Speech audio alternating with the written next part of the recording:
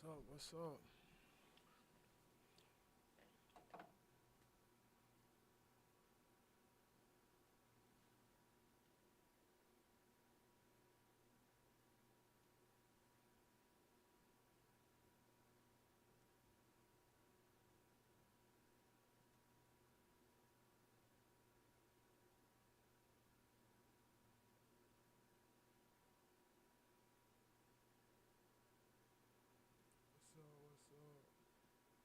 Feel free to comment, ask questions,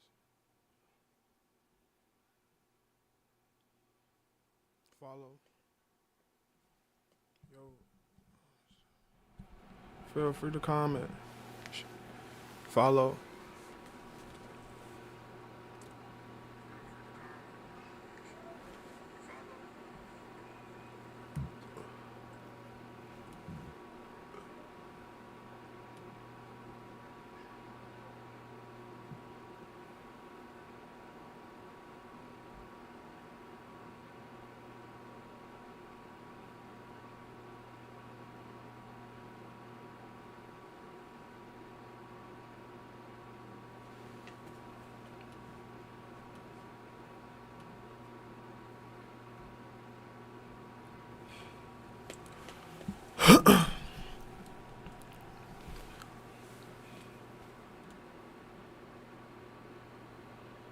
Let's see what's going on.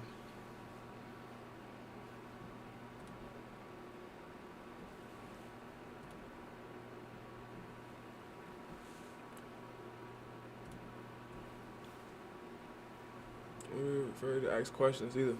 I'm trying to get to see what everybody else hear that too. I guess I got a lot of stuff I want to talk about too.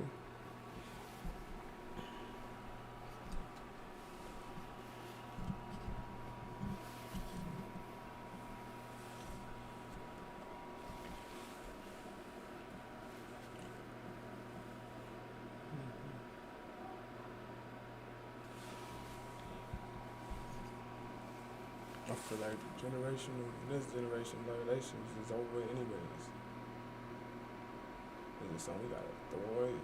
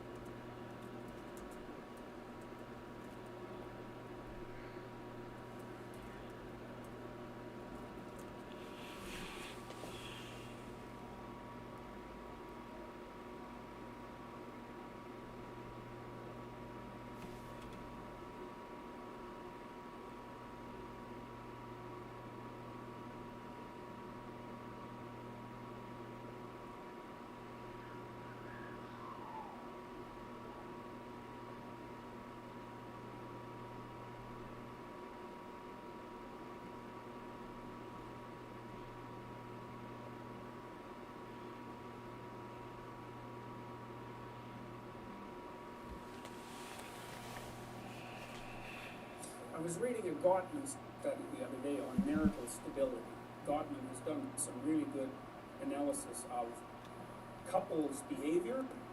He has set up a lab that's basically a bed and breakfast, and he brings couples in there for a weekend, and he wires them up physiologically and monitors their reactivity. And so he can predict whether a couple's going to divorce with 94% accuracy. So impressive. So what has he found? He's found two categories of, he's identified two phenomena that are very much worth knowing.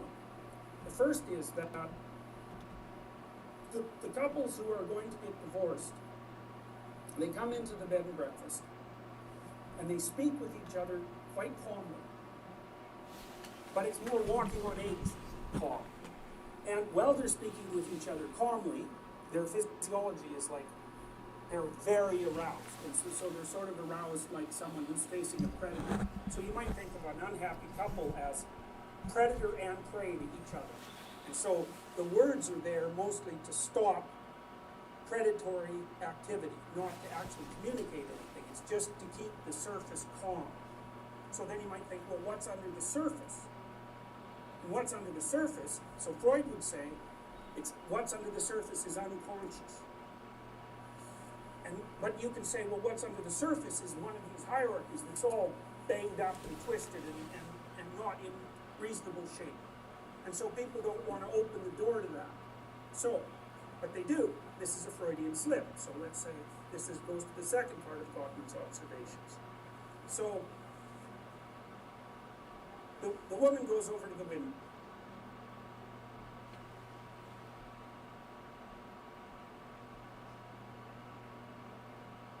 The window, and she says, oh look, there's a cardinal outside. You know, cardinal's that bright red bird, that kind of cool looking, you know, it's kind of a trivial thing in some sense, but by the same token, it's like, it's a little positive thing, and you know, 20 of them in a day is a good thing. Okay, so then the partner, the husband in this example, has a 2x2 matrix of choices. One is, who the hell cares about your stupid bird? So that's one.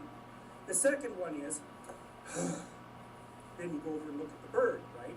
And the third one is, you don't make the contempt noise, but you act it out. And the fourth one is, you go over there like a civilized human being, and you know, and that you're interacting with someone that you care for, and you take a look at the damn bird, and you're happy about it. And that's as truthful and real as you can manage. Okay, so the option, that's a Freudian slip, right? Because what it says, there's a whole monster under that, and the monster is all the disorganization in this entirety.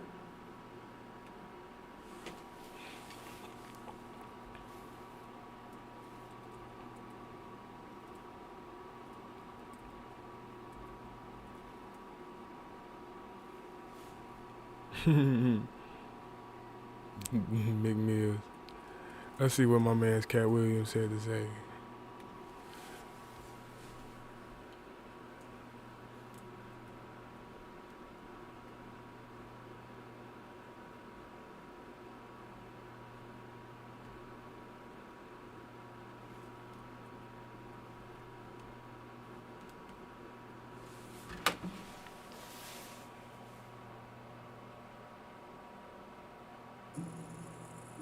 Jim was something that I've never encountered before.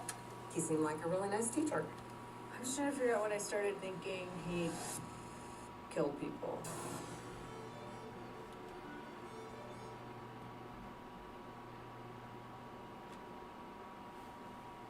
And I needed you to know why I came by. Yeah, I need you to tell us why. People know I don't go everywhere. I'm not interested in talking to people unless it's like a Larry King or somebody of an amazing ilk that I would actually want to go talk to in real life. Okay. I don't do it so I can sell product when I got things to sell, so let me come talk. You have a great product here, and as a fan base, we love the attention that you spend on the guests. We love how much work you've done, how well you know them, how prepared you are, the same things that we liked about you in football. You brought that on over to here, and that's why it resonates. And the reason I had to come is because you made a safe place for the truth to be told. You know what I mean? Thank you. I appreciate And that. I have watched all of these lowbrow comedians come here and disrespect you in your face and tell you straight up lies. I'm talking about things that have never been heard in all of Black Hollywood. They feel comfortable sitting here lying to you about it. You gonna set the record straight? Are you kidding me? You let Ricky Smiley sit here and you said out that mouth, you stole Friday After Next, the one I was in. I wish all of America fumbled a bit when that happened. And then he said some stuff that we haven't heard in 100 years in Hollywood. You ain't say nothing. This man told you he had Cat Williams' role. He was gonna be Money Mike. And Cat Williams was gonna be the Santa Claus. Now let's 3 quick points. You mean in Hollywood they cast a 5'5" black Santa Claus that weigh 145 pounds? That's your story. Your story is the Ricky Smiley that couldn't even do curse words because he had a Christian fan base. He was gonna play the pimp. Why you didn't ask him why has he played a woman in more movies than he's played a man? Well, I didn't know He shouldn't be able. You wouldn't let a athlete that been on steroids talk about one of the greats. Ricky Smiley can't act because Ricky Smiley can't act. He told you the story about when the movie came out. Where did he say he watched it? At home. He wasn't even at the premiere. You telling this man you stole that. Oh, so he could get his name in the same sentence with a great one. It is sad. He was just that bitter when we were shooting it. He told everybody, it should have been my role. Everybody on the scene. Why do you think no cast member has ever said anything?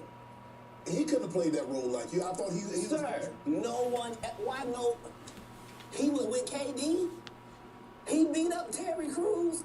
Why nobody know this story? You talking about in Hollywood, they switched off roles. You take